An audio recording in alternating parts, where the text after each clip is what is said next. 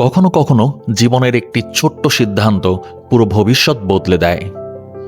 একদিন আমার সামনেও উন্মুক্ত ছিল দুইটি রাস্তা, একটি নিরাপদ, অন্যটি ঝুঁকিপূর্ণ। অধিকাংশ মানুষ যেখানে বেছে নেয় নিরাপদটা, আমি সেখানে বেছে নিলাম ঝুঁকিটা। আর সেই একটাই সিদ্ধান্ত আজ আমার জীবনকে অন্যরকম করে দিয়েছে। ঘর থেকে বের হলেই দেখি একের পর এক নিত্যপণ্যের দোকান। গ্রাহকের তুলনায় দোকানের সংখ্যা অনেক বেশি। চারদিকে সবাই শুধু একটাই কাজে ব্যস্ত, জনতার পকেট কাটা। ঠিক তখনই আমার মনে আসলো একটি কথা, যদি সবার নজরে আসতে চাও তবে মিছিলের বিপরীতে হাঁটো। আর সেই দিনই আমি ঠিক করলাম, হ্যাঁ, নামবো এই প্রতিযোগিতার বাজারে। যতই প্রতিদ্বন্দ্বী থাকুক না কেন, আমার লক্ষ্য একটাই, আমি থাকবো সবার চূড়ায়।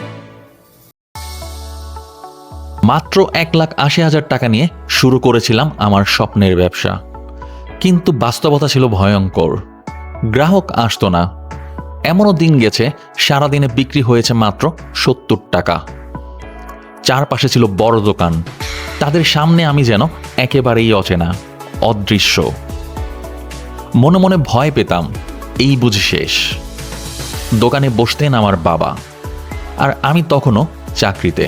তাই প্রথম দিকে মুনাফা নিয়ে চিন্তা না করে মনোযোগ দিলাম কৌশলে।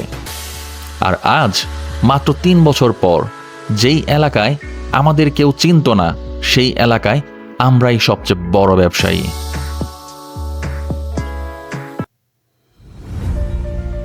ব্যবসা শিখতে হলে বই নয়, ময়দানে নামতে হয়। এই সত্যটা আমি যখন বুঝলাম, তখন আর পেছু ফেরার সময় নেই। আমাদের দোকান মুখ থুবড়ে পড়েছে, আর চারপাশের দোকানগুলো চলছে তুমুল বিক্রিতে। আমি খুঁজতে লাগলাম কারণ। প্রথমে সাহস করে গেলাম সেই বড় দোকানগুলোতে, অল্প অল্প করে পণ্য কিনলাম, শুধু দাম বোঝার জন্য। তারপর এলাকার বাইরের বাজারে সবচেয়ে বড় দোকানে গেলাম কেনাকাটা করতে। তখনই আবিষ্কার করলাম আসল রহস্য। তাদের দামে পণ্য এত কম যে আমাদের এলাকায় সেটা বিক্রি করলে সবাই তাকাবে। আমি ঝুঁকি নিলাম, শুরু করলাম সেই দামে বিক্রি। লাভ শূন্যের কোঠায়, তবুও ভেতরে ভেতরে জমতে লাগলো আস্থা। কয়েক সপ্তাহের মধ্যেই মানুষ বলতে শুরু করলো, ওই দোকানে গেলে কম দামে পাওয়া যায়। তখন বুঝলাম, লাভের চেয়ে বড় লাভ হলো নাম করিয়ে ফেলা। আর সেখান থেকেই শুরু হলো আমাদের দোকানের আসল উত্থান।